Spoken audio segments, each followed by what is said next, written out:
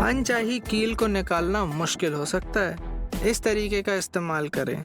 Screw driver में कोई खराबी नहीं है, बस मोड बदल दीजिए।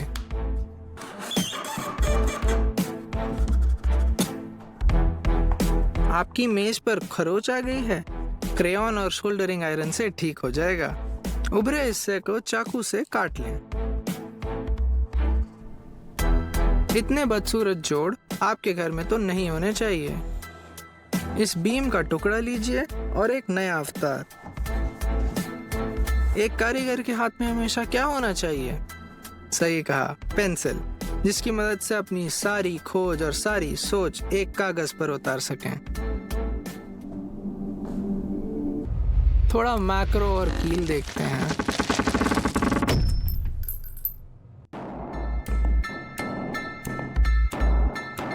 अरे, मेडिकल मास्क, हम इनसे तंग आ गए हैं वाकई में।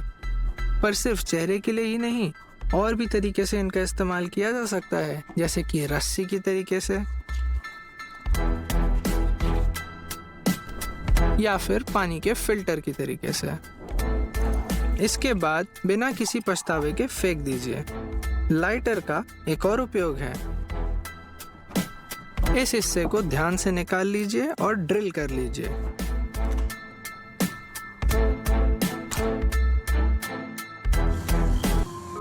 अब आपके पास लोहे को फाइल करने के लिए एक नोजल तैयार है।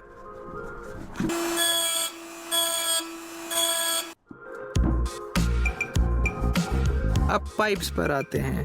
ये आसानी से टूट सकते हैं अगर इन्हें सही तरीके से ना लगाया जाए तो। एक मेटल की शीट लें और काट कर इस तरीके से लगा दें।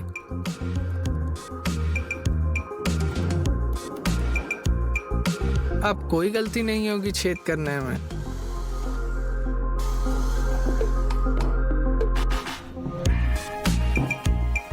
अब फ्लोरिंग बिछाते वक्त पाइप बीच में आ जाए तो ये बहुत ध्यान से करना होता है। एक गलती और कमरे की शक्ल बिगड़ जाती है, मगर हमें पता है कि गोला कैसे काटा जाए।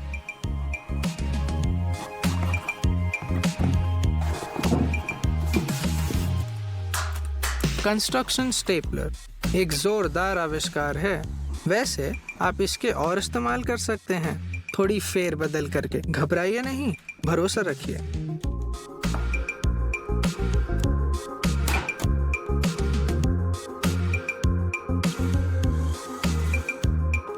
लकड़ी और लकड़ी के कील से क्या बनाया जा सकता है? हाँ, आसान सवाल नहीं है। पहली नजर में कुछ काम का नहीं आएगा, पर ऐसा नहीं है। थोड़ी सोच और वक्त के साथ आप कमाल की चीजें बना सकते हैं, जैसे कि ये एजुकेशनल गेम जो हर बच्चे को पसंद आएगा। आपको सिर्फ इस पे मार्किंग करनी है, छेद करने हैं और गोंद से लकड़ी की कीलों को चिपका देना है।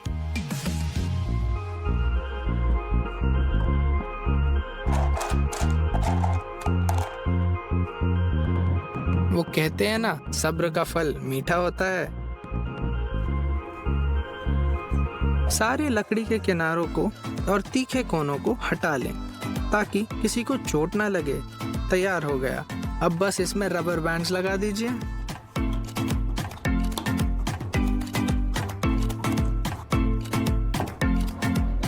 ये आपके बच्चों को लंबे समय तक व्यस्त रखेगा और वो आपके काम में दखल भी नहीं करेंगे। इसके चलते हमें लकड़ी का एक टुकड़ा दिखा और इससे हम एक छोटी मेज की पाई बनाएंगे।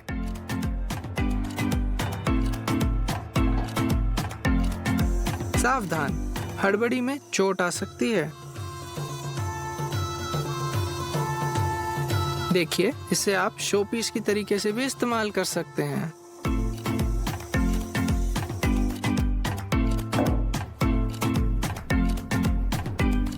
और आज का आखिरी पैतरा, पानी की बोतल को लटकाने का ये दिलचस्प तरीका। तीनों डंडियों को इस तरीके से जमा लें। देखिए, लाल ब्रश के हैंडल का इस्तेमाल करके पेंट खुरोदने का एक यंत्र बनाएंगे। इसके ब्रश अलग कर लीजिए और यहाँ पर एक पकड़ बैठा लीजिए इस तरीके से, और यहाँ पर एक रेजर बैठा लीजिए और अब आप कहीं पर भी कोई भी पेंट निकाल सकते हैं। इस कील के डब्बे को व्यवस्थित करने के लिए इसे इस तरीके से हिलाएं।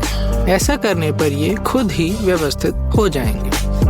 पेंट ब्रश के इर्द गिर्द इस तरीके से जिप टाइज फंसा लीजिए और उन्हें थोड़ी लंबाई छोड़कर काट लीजिए। ये एक स्टैंड का काम करेंगे। अब हम एक सैंडिंग करने वाली ड्रिल की नोक बनाएंगे। इसके लिए ब्लेड को इस तरह लकड़ी पर फंसा लीजिए और 2-वे टेप लगा दीजिए। 2-वे टेप की दूसरी तरफ सैंड पेपर लगा लीजिए और इसे मजबूती के लिए बिजली टेप से बांध लीजिए। इस नोक के चलते आप छेदों में भी आसानी से घिसाई कर सकते हैं। अब हम इस लोहे के टुकड़े को 90 डिग्री कोण पर मोड़ेंगे। इसके लिए ऐसा एक त्रिकोण काट लें और इसे आसानी से पकड़ में रखकर मोड़ लीजिए। इसे हम यहाँ लगाएंगे। 2 छेद ड्रिल कर लीजिए और इस लोहे के कचरे को चुंबक की मदद से एक प्लास्टिक बैग में जमा कर लीजिए। यहाँ पर इन्हें स्क्रू की मदद से लगा लीजिए और एंगल चेक कर लीजिए। हमारे अगले प्रोजेक्ट में हम एक हैंडल बनाएंगे जिससे हम कसाई और ढिलाई कर सकते हैं। इस तरह लकड़ी के टुकड़े पर गोला बनाकर 6 छेद बना लीजिए।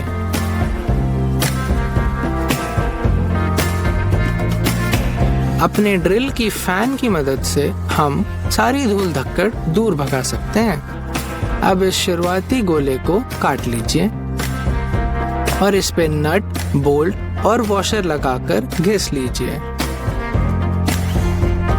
ताकि ये चिकना हो जाए। अब इस पे वार्निश लगा लीजिए और इसे फंसा लीजिए।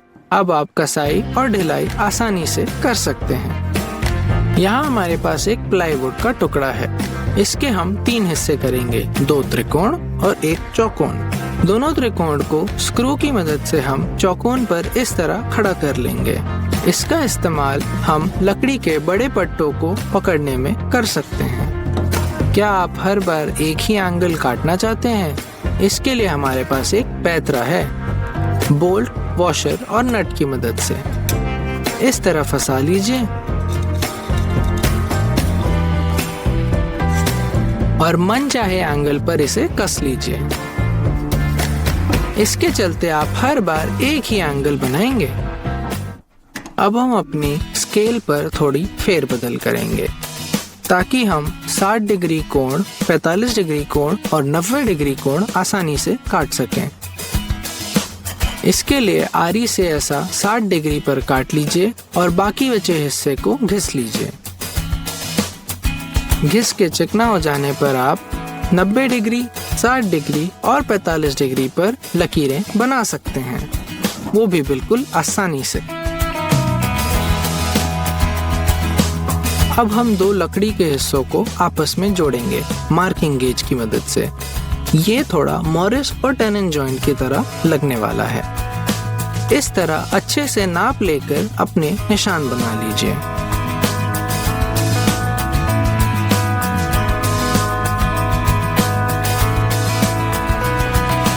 कटने के बाद वो कुछ इस तरह जुड़ जाने चाहिए। इनकी जुड़ाई होने पर यहाँ पर एक चौकोन बना लीजिए जहाँ पर हम 4 डॉवेल डालने वाले हैं। इस बार हम इस्तेमाल कर रहे हैं एक मेटल डॉवेल का।